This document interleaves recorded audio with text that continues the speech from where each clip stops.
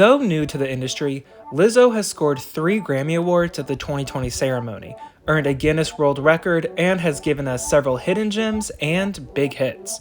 As with any artist though, not every song they put out will be a hit. Some are very fortunate when they debut, climbing the charts every month. Others may have competition, a poor rollout, or no interest from listeners. To anticipate "'Cause I Love You's follow-up Special, due on July 15th of this year, let's take a look at what singles Lizzo has put out that haven't done too well, and see what the reasoning could be. Given the lead off her forthcoming album really didn't pack a punch on the charts, we'll also talk a bit about what we could expect for that album's performance, as Lizzo doesn't have a ton of singles out. To make my conclusions on why some singles didn't chart well, I'm going to look contextually at where Lizzo was in her career, as well as some slight speculation. If you have your own insight though, I would love to hear it. As we continue, let me know what your favorite Lizzo song is, if you agree with these observations, and if you're looking forward to her second album. Let's get into it now on Pop Dissected.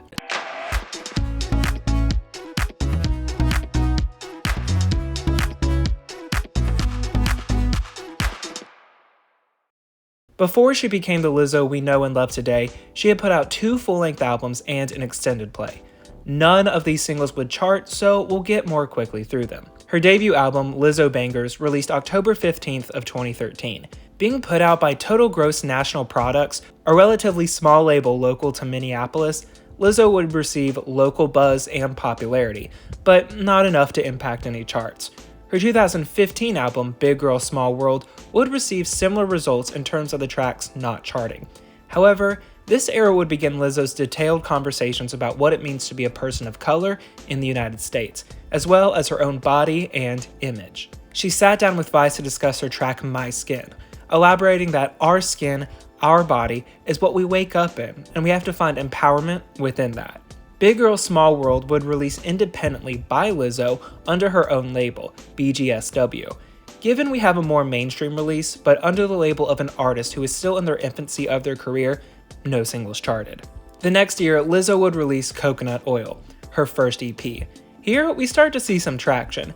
She would be quickly signed to Atlantic Records, and this EP would serve as her first official mainstream release. It seems Atlantic is following that pattern of whisking up a semi-established artist and then having them put out another, smaller effort to test the waters of the radio, general public, and label desires. But Coconut Oil was actually planned to be a full-length album. Since Lizzo already had a vision for the songs and she was already in the process of creating, an EP was opted for, serving as an ode to her self-care and self-love. The EP managed to gain momentum on US charts and in Canada, and though the 3 singles wouldn't chart, one eventually would. Good as Hell was surprisingly a non-starter in its 2016 release, but we'll come back to this song in a bit. Though this is a bit of a minute point, I feel I should mention Lizzo released a handful of unrelated standalone singles throughout 2013 until 2016. Though I don't think this is a major detractor, and likely an effort to provide a wider spread of contributions to music, it likely could have taken emphasis on the albums being released at the time. So this brings us to 'Cause I Love You. The singles we'll talk about are Boys, Juice, Tempo, Water Me, Truth Hurts, and the title track. Now, this might be a bit convoluted. I've read that Juice, Tempo, and the title track are technically the singles off the album, but they're also said to be promotional singles. Yet, Truth Hurts and Good as Hell are technically re-released for the deluxe version. But since the deluxe version came out only a month after the initial album, I don't think all these semantics are going to come into play just yet. Now, I want to go through all the singles and then we're going to backtrack. That aside, let's start with Water Me. Technically, this was a standalone single while Lizzo was in between projects, to be included later on the deluxe version of 'Cause I Love You. Same applies for Truth Hurts, which came out after Water Me. Boys would follow, another standalone single, managed to reach 89 in both Canada and Ireland, while 19 on the Bubbling Under the Hot 100 chart, and number 4 on the Bubbling Under the R&B Hip Hop Songs chart. Boys was really Lizzo's first crack into the mainstream charts. Interestingly enough, Water Me hit the same positions on the Bubbling Under charts as Boys. Juice served as the album's lead. Despite the fact singles were already put out that would be later included on the record, Juice did moderately well, given she had no real hits before. The track received widespread acclaim and a few accolades, which I really think helped propel the success of Truth Hurts. Of course, we know primarily that track became a hit due to its virality on TikTok, but even though Juice wasn't a smash hit, I think it still did what it needed to do. Truth Hurts obviously went number 1 on the Hot 100, and Good as Hell reached 3. Tempo would only reach 48 on the US R&B hip-hop charts and number 8 on the Bubbling Under the Hot 100 chart. The title track would also hit Bubbling Under charts at 14, 14, and 37 on the Hot 100, R&B hip-hop, and Belgium charts, respectively. So let's rewind and talk about this odd fluctuation of hits. We need to state the obvious. Lizzo's success on these charts was primarily fueled by older songs. If we notice, none of her new songs off 'Cause I Love You are the ones doing numbers, hence why the hits were added in subsequent re-releases of the album. That's not to say by any means the rest of her music is bad, but let's think about the 'Cause I Love You era. Juice and Tempo are the only real singles from that album that were released from that album. Every other song has been released way before.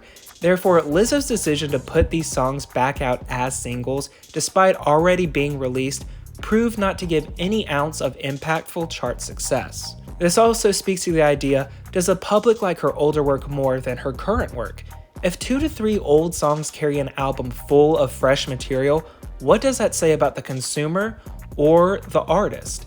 If we look at the numbers, none of these hits are influential internationally. Knowing the primary success of Truth Hurts was due to its virality, it almost gives the idea her chart success is happening within a vacuum. It's self-contained. They may be high on the Hot 100, but it begs the question of genuine influence versus a spur-of-the-moment success that dwindles away. Now, we recognize the acclaim Lizzo has gotten, and I am not here to take that away from her. We're not talking about sales or accolades, merely chart positions. But this does bring up another question of industry relevance. Rumors was fine on the charts, but delivered a perplexing message about these apparent rumors Lizzo is caught up in, like she's being tongue-in-cheek about gossip. The track is kind of a weak effort, and I hate to inject my opinion, but it seemed like there was an effort to try and replicate that success of Truth Hurts and Good as Hell. Also, the song is lyrically unimpressive, and I think this inspired the change we'd see for the next single, About Damn Time. This song has shown moderate, stable success on the charts, but is a very clear decline. I love the direction Lizzo is going on sonically though. The post-disco funk is awesome. But given the song's performance, we can't say what will come out of the album. So let's go into our closing thoughts. Is Lizzo going to remain relevant? As I just discussed in my video on Pink, she started rehashing similar material with Beautiful Trauma and Hurts to Be Human.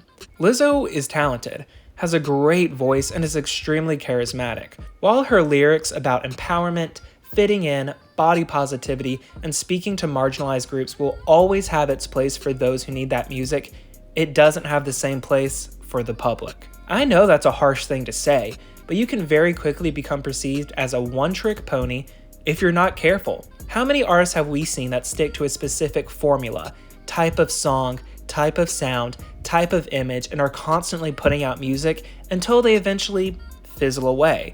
There's a distinction between that and then someone who maintains their sound and image, making minor tweaks and improvements, but having large gaps in between their releases, so these releases are always anticipated and do well. In society, challenging the norms and breaking stereotypes is extremely prevalent right now, which I think contributes to Lizzo's success. Her big hits are her older songs, which really washes over the fact she put out a whole album and is about to put out another one. Rumors was not a solid direction to take, but About Damn Time I think gives us what we want. Is Lizzo going to stick around? Honestly, I can't say until this album comes out. I'm sure she'll have a presence online, as she's super relatable and so down to earth, and she'll always kill those live performances. But let me know what you think. Do you think Truth Hurts and Good as Hell made Lizzo, and that virality is what lifted her into the public eye? Or do you think she needs another album or two to really cement herself? Let me know down in the comments. Thank you so much for watching, everybody. If you enjoyed today's video, please be sure to drop a like and subscribe to get more future content on all your favorite pop stars. And if you'd like to help decide future video topics and get special comment and name badges, I'd love to have you as a channel member. I'll see you next time.